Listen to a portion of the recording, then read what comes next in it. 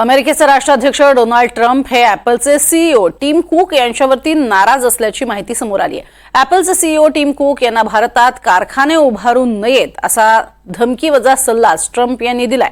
Cook यांनी भारताऐवजी अमेरिकेतच सगळे प्रोडक्ट्स बनवावेत अशी विनंतीही केली आहे। मात्र ट्रम्प यांच्या या वक्तव्यामुळे ॲपलच्या भारतातील उत्पादन योजना अडचणीत येऊ शकतात।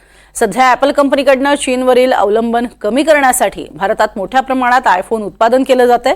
मात्र डोनाल्ड ट्रम्प यांच्या वक्तव्यामुळे आता आयफोन कंपनी खरंच अमेरिकेत उत्पादन सुरू करणार का, इथलं उत्पादन थांबवणार का हे पाहावं लागेल। And we have Apple, as you know, it's coming in. And I had a little problem with Tim Cook yesterday. I said to him, Tim, you're my friend. I treated you very good. You're coming in with $500 billion, but now I hear you're building all over India. I don't want you building in India. You can build in India if you want to take care of India, because India is one of the highest tariff nations in the world. It's very hard to sell into India. And they've offered us a deal where basically they're willing to literally charge us no tariff. So we go from the highest tariff, you couldn't do business in India. We're not even a top 30 in India because the tariff is so high, to a point where they have actually told us, I assume you too, Scott, you were working on that also, that there will be no tariff, right? Would you say that's a difference?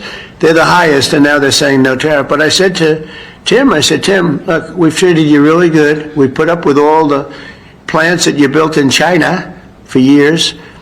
Now you got to build us. We're not interested in you building in India.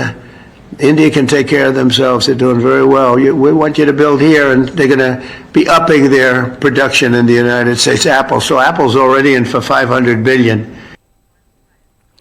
तर गेल्या काही दिवसातली वक्तव्य बघता Trump पुन्हा एकदा भारत विरोधी भूमिका घेत आहेत का असा प्रश्न पडतोय। ॲपलचे प्रोडक्ट भारतात बनवू नये अशी टिम कुक यांना धमकीवजा सल्लाच ट्रम्प यांनी दिलाय। तर भारत पाकिस्तान युद्धात शस्त्रसंधी घडवून आणल्याची आधी घोषणा केली। भारत पाक तणावावरती सौदी दौऱ्यावरही पुन्हा वक्तव्य केली। तर भारताविरोधात जास्तीचे टॅरिफ लावण्याची सुद्धा भूमिका त्यांची कायम आहे। भारत पाक संघर्षात आधी देणं घेणं नसल्याची जाहीर भूमिका त्यांनी घेतली। त्यामुळे त्यांच्या भूमिकेवरतीच आता प्रश्नचिन्ह उपस्थित होत आहे।